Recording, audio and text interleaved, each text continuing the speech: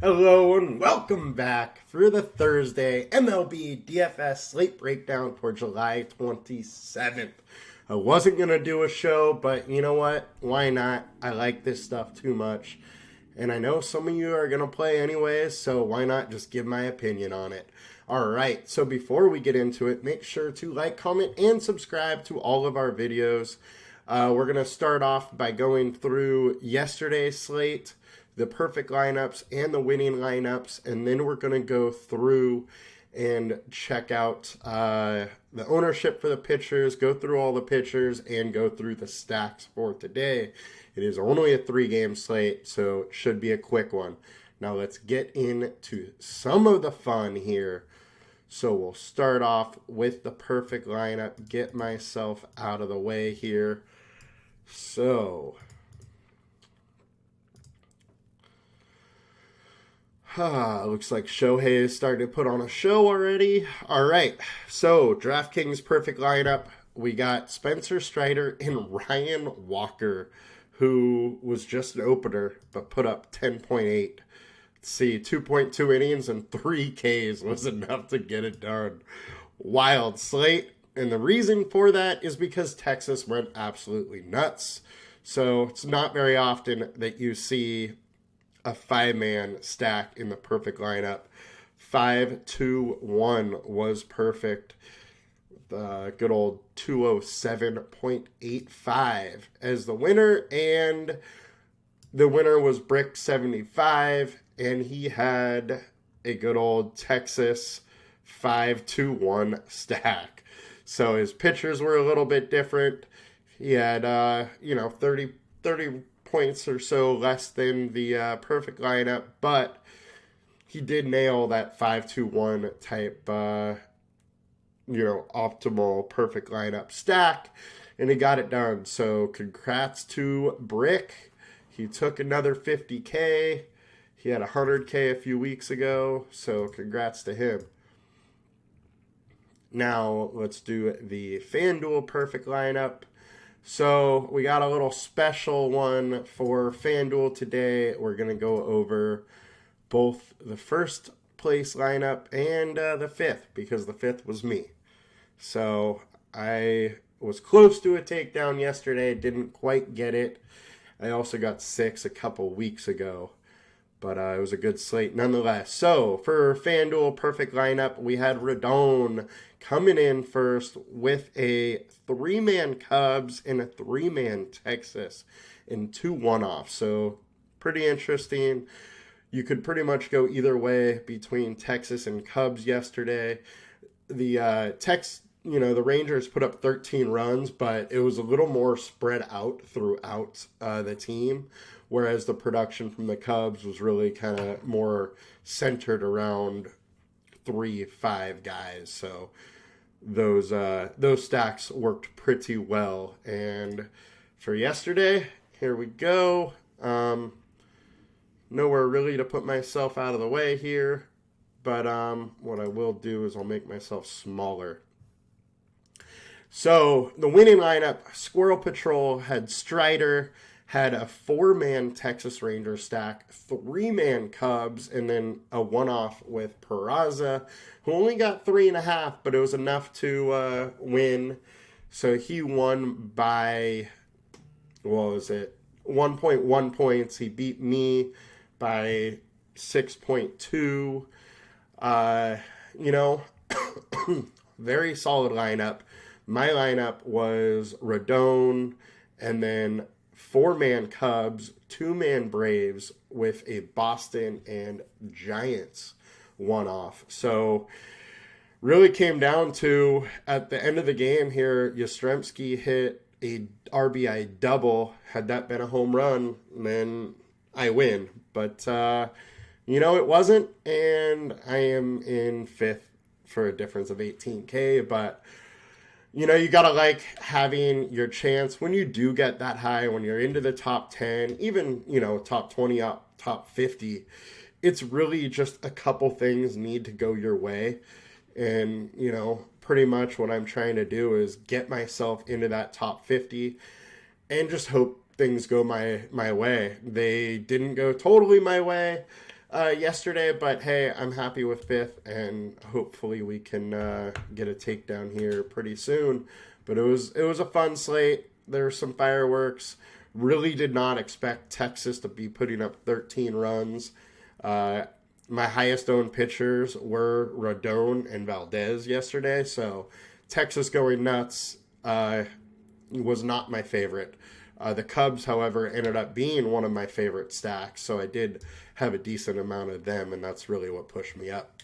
So, now let's get into the fun. Let's get into today's slate. It's a small 3-gamer. We're going to need to get different here just because it's such a small slate. I'm not going to be playing many lineups whatsoever. I don't like these small slates. So how I am going to attack it is I'm going to play something, different and something that is not likely to happen. So there's 2 games where the weather is very conducive to hitting. I am probably going to use a pitcher from one of those games being the either Mets, Nationals, or Cubs and Cardinals. And then I may end up stacking, Cleveland or the White Sox. We'll get in through it a little bit more here. So Dylan Cease, highest owned pitcher. He's in the game where the weather isn't quite as conducive to hitting. And he's been really good lately, and at only 8K makes a lot of sense here. We do have some real high strikeouts upside, 31% K rate over his last 5, 2.37 FIP. He is finally, the pitcher that we expect him to be as far as extremely good. Now, his combined K rate isn't that high, but at 8K, it's fine. Cleveland is just really good versus righties, so that's why that combined K rate isn't that great. So I get it if you want to go Cease, but he is the highest owned pitcher and probably should be. Next, we got Tanner Beebe. Beebe has started to show some more strikeout upside, which is really nice. 26% combined K rate at only 7,200, and the White Sox just aren't as good of a hitting team as the Guardians here. They strike out more, lower WOBA, so it makes a lot of sense to go to BB as well. Next, we got Kodai Senga. Look, he's 43% owned. He is a volatile pitcher, though, so being a higher owned pitcher and in really good hitting environment, I'm probably not going to Senga today, but he's been insane lately. 2.56 FIP, 33.3 K rate over his last 5, 25% combined K rate. I think Senga is very interesting, but being as he is as volatile as he is, and Washington is a little bit of a pesky offense, they don't strike out a lot. I don't know if I'd go after Senga today. Out of the 3 high-owned guys, he's probably the one I would fade. Next, we got Justin Steele, 8,600, only 23% owned. I think he is very interesting. However, it is 100 degrees. The wind is blowing out. Not conducive to strong pitching performances. Thus, his ownership is quite a bit lower, but I think he is interesting. He has a little bit of K upside. He's a ground ball pitcher, so if you see here, 47% ground balls, so maybe that helps keep the ball in the park a little bit and keep those runs down. And St. Louis does strike out a decent amount versus lefties. So I think there is some upside here. This is an interesting one. A lot low ownership. Next, we got Miles Mikolas. He's super cheap. He's at home. Doesn't have much K upside. And is a fly ball pitcher, so extremely risky. But ownership's not going that makes him, a little interesting. And we know he does have some big blow-up games. Now, I don't know if he's going to be able to go 8, 9, 7, 8 innings today, which these are when he has his blow-up games, just because it's 102 plus degrees. So maybe he gets a little tired and they pull him a little bit quicker. But Mikolas is interesting. He can be very efficient and work deep into games. And so he is in consideration. Next, we got Josiah Gray. Josiah Gray has actually been kind of good this year. 2.93 ERA over his last 5, 4.8 over the last 20, mid-4s FIP. Not quite the K rate you'd like to see, but he does have some nice kind of blow-up games from time to time, so he is interesting. There's likely some home runs. Both Shannon and I picked our home run calls to be a Met today, but that can easily backfire. So he's allowing a lot of ground balls this year, which is nice. Decent amount of fly balls too, but very little hard contact. So it is interesting. If he's missing bats and people aren't getting good contact on him at 6,600, you could absolutely see him pay off. So those are, all the starters for today. You kind of make the call of what you think is best. I personally am going to be getting a little different. I don't know exactly what that's going to be looking like. I can only play on FanDuel. I can't play on DraftKings, but on DraftKings, I'd likely take one of the high-owned guys and then one of the lower-owned ones. It's going to be really hard to get difficult today. Or to get different, sorry. So, we got Senega, highest-owned guy. Look, on FanDuel, I'm not playing that today. I think you have to get different, and he is the pitcher that I would get off of if I'm making a lineup today. Next, we got BB. I think he makes a lot of sense, and Cease makes a lot of sense. You could make a case for Steele, Mikolas, or Gray at, pretty much no ownership. Now let's get into the stacks here. 3 games, so we will try and make this quick to not keep too many people on.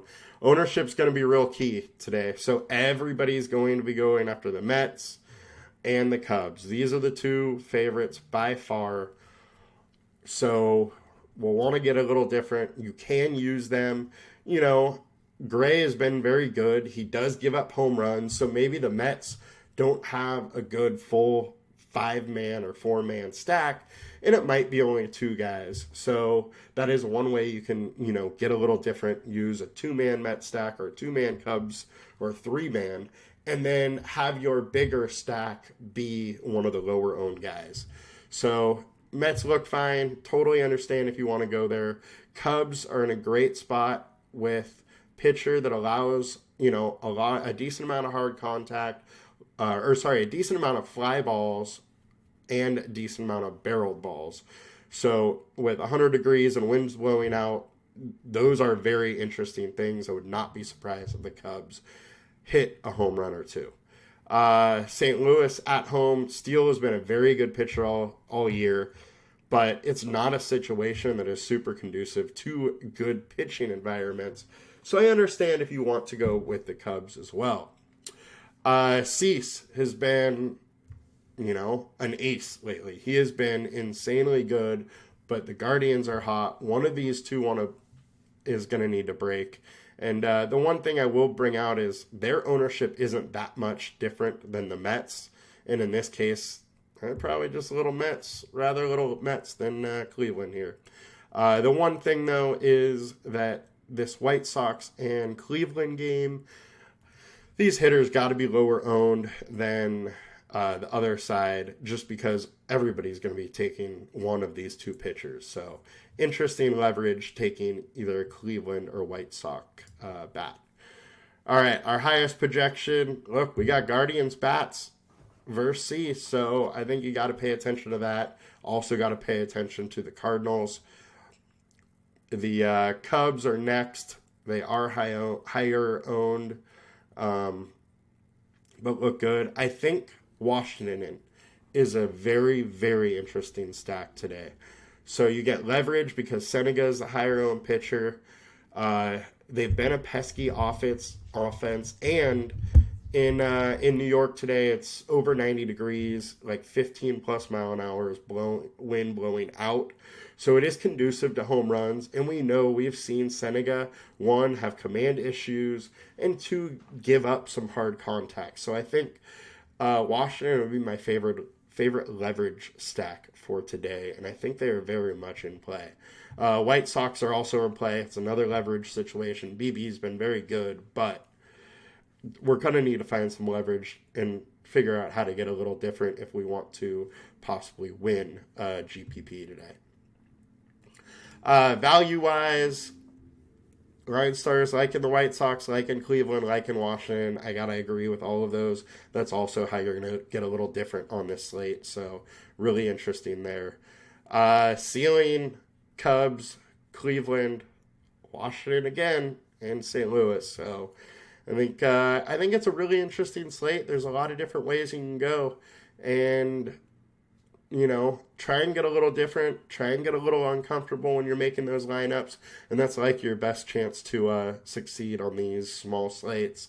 For me, I'm going to play, very little percentage of my bankroll and do just that, get different, get weird, and let's have a chance to win it. Good luck, guys. See you tomorrow.